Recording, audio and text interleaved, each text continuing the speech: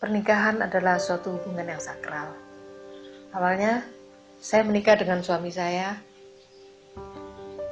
Saya memimpikan suatu hubungan yang harmonis. Setelah tahun 1992 anak saya lahir, saya tahu kalau suami saya selingkuh. Dan ternyata tahun 95 saya mengetahui kalau suami saya itu punya anak dari hasil perselingkuhannya. Bahkan di tahun 98 dia punya anak lagi. Perasaan saya waktu dia tahu punya anak, kita marah.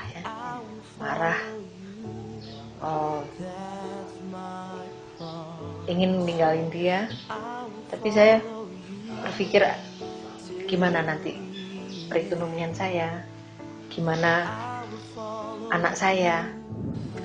Saya buka Alkitab dan pas yang saya buka itu di Mazmur 4 ayat 5.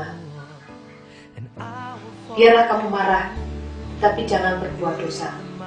Berkata-katalah dalam hatimu di tempat tidurmu, tetapi tetaplah diam.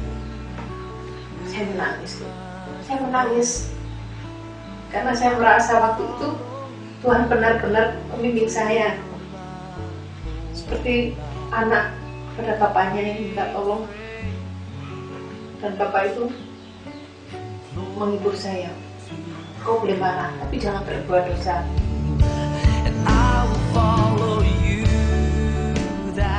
Saya mengikut Tuhan. Saya mau jadi yang seperti dulu saya lagi, sebelum saya nikah secara Islam itu ya. Akhirnya mulai ada pertengkaran di situ.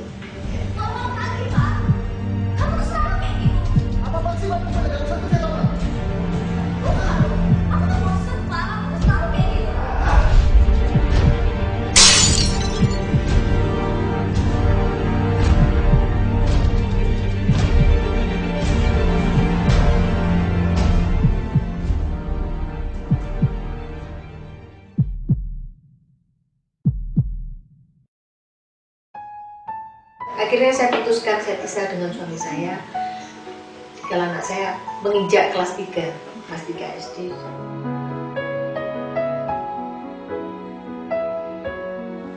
Dan dia bilang sama saya mau kembali ke keluarga ini, asal saya ikut dia.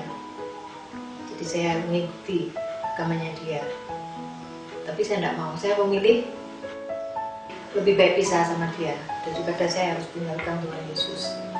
Terus saya pikir, kalau saya pisah terus gimana dengan keadaan ekonomi saya. Tapi saya yakin dan percaya Tuhan tolong. Dan memang Tuhan, selama saya pisah itu Tuhan selalu tolong. Saya pernah dengan anak saya, keadaan memang waktu itu ya sangat kekurangan sekali. Bahkan kita makan itu dengan kita beli heci 2 biji. Heci kita bagi 2. Kita makan dengan heci sama petis nasi. Itu pernah terjadi. Kebetulan saya udah cukup itu ya. Tuhan sudah kasih berkat. Suatu hari saya pernah waktu senggang ya, saya ngomong sama anak saya yang selama ini saya nggak pernah tahu isi hati anak saya. Selama ini hanya saya yang saya selalu mengutarakan isi hati saya. Saya tanya pada anak saya, nah ini andaikan papa pulang, kamu gimana? Saya terkejut dengan jawaban anak saya. Cindy nggak mau papa pulang. Biarkan papa di sana sama keluarga barunya. Sekarang yang menjadi tugas Cindy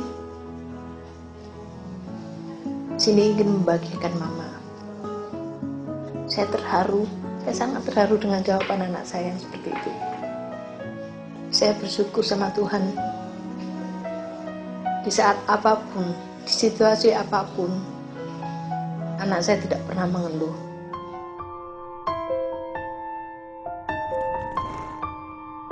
Awalnya saya sulit sekali untuk mengikuti kegiatan rohani seperti FB. Tapi Tuhan gerakkan hati saya melalui ajakan rekan FB yang dengan tulus untuk membawa saya mengikuti kegiatan FB. Dan melalui FB, saya bisa bersaksi bahwa mujizat Tuhan besar. Saya percaya FB akan menjadi berkat yang dahsyat dan makin banyak keluarga dipulihkan melalui FB. Engkaulah yang mampu mengangkat hidupku menjadi pemenang.